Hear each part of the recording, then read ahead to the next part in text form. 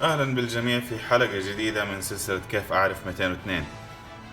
لكل اللي يتابعونا أول مرة نحب نوضح لهم إنه سلسلة كيف أعرف 202 تخصصها هو الأنبوكس والريفيوز للمنتجات، بينما سلسلة كيف أعرف 101 لمقارنة منتج أصلي بمنتج نسخة أو منتجين أصلية من شركات مختلفة. الآن نجي نتكلم عن الشخصية هذه، وهي شين لي من انمي كينجدم. زي ما تشوفوا شكل الكرتون، الشركة المسؤولة عن هذا المنتج هو بانداي من تاماشي. طبعا سلسلة فيجو ارت زيرو، والترخيص من بيروت.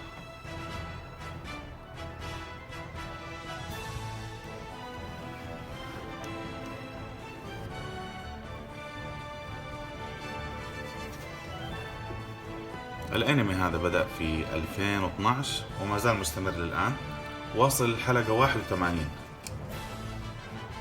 الشخصية هذه اللي احنا راح نتكلم عنها، بس أول شيء ناخذ وزنها. الشخصية هذه تعتبر نشأت في عصر نقدر نقول الحروب الصينية. وزن المنتج 757 جرام.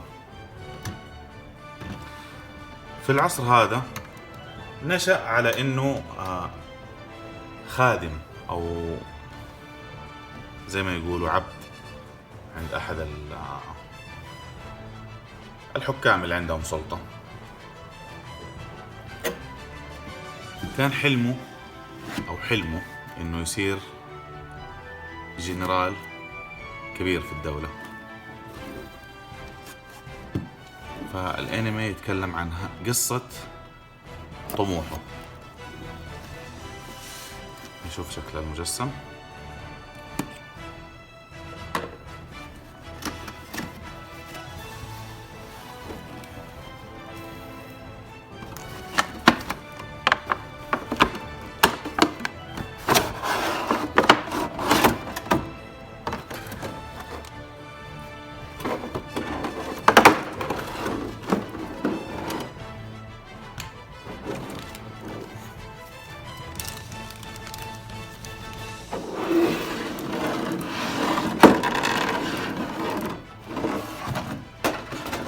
زي ما تشوفوا يجي الشخصية على ظهر حصان، لون الحصان بني.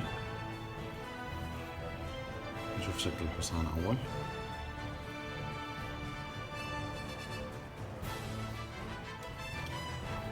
جايبين تفاصيل الحصان والعضلات كلها واضحة.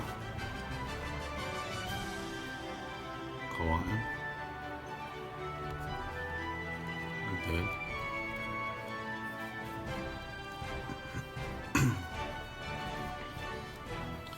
والآن شكل شين يمتاز بالقوة والسرعة، وهذا الشيء اللي خلاه يظهر ويبرز كمحارب. تفاصيل وجهه،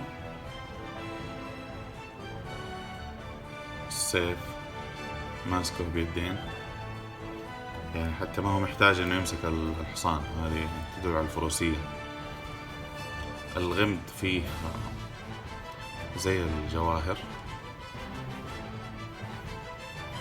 طبعا هنا هي ملونة، لكن انا اقصد انه زي الجواهر انه في تلوينها. هنا ما اعرف هل هي حركة ولا هل هي تلوين ولا في مشكلة في المجسم نفسه، لكن تبدو لي انها كأنها ما اعرف.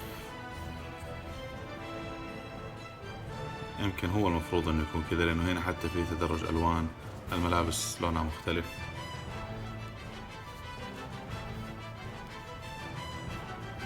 نشوفه من زاوية ثانية. نقطة طول المجسم، أعلى نقطة هي السيف 20 سنتي، 20.5. وبالنسبة للعرض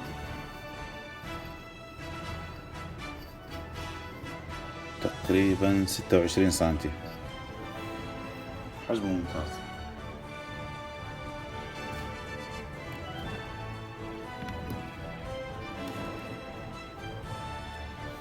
نشوفه من كل الزوايا.